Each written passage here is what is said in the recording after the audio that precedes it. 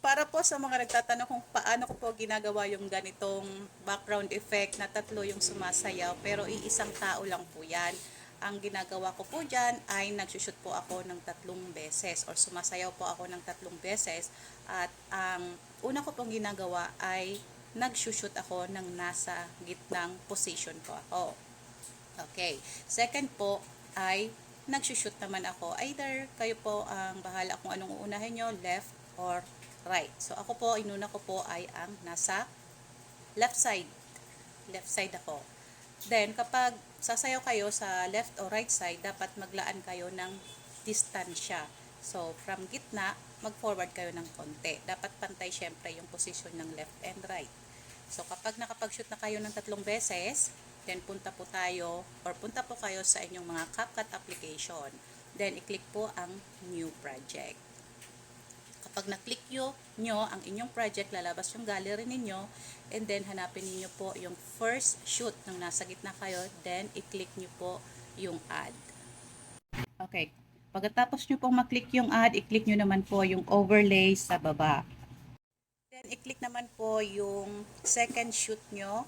Halimbawa, yung sa akin ay nasa left side. I-click ito at i-click naman syempre yung add. At kapag na-add na yung second shoot nyo, i-adjust nyo yung size ng video. Dapat same size doon sa original or first shoot nyo. Next, i-click naman sa gilid yung cutout. Then, kapag nakita nyo na yung cutout, i-click naman yung remove background. At ganyan po ang kalalabasan. Mawawala po yung background ng inyong video. So, kapag na-remove background na, i-click naman yung check dyan sa gilid. Okay, next po, i-click naman yung arrow dyan sa gilid 2 times para makita nyo naman yung overlay button. So, kapag nakita nyo na yung overlay button, i-click ito at lalabas naman yung gallery. Hanapin nyo naman yung inyong third shoot or third video. Yung nasa, halimbawa ito sa akin ay nasa right side. Then, syempre, i-click naman yung add button dyan sa baba. So, kapag na-add nyo na yung third video, i-adjust nyo ulit yung size katulad ng pinakaunang video ninyo. Dapat same size siya.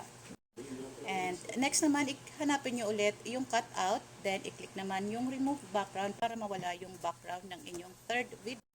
Pwedeng i-adjust yung video para hindi matakpan yung nasa likod, yung nasa original video natin. I-adjust nyo lang ng konti sa gilid. Then, so, pwedeng i-play para makita ninyo yung preview. Para makita ang inyong ang resulta ng inyong video. Once na okay na yan, i-click naman yung arrow button sa taas, then automatic na po yan mapupunta sa inyong gallery. So, ready na po yan ma-upload sa inyong mga reels. Okay? Thank you very much. Sana po ay may natutunan kayo sa video natin ito.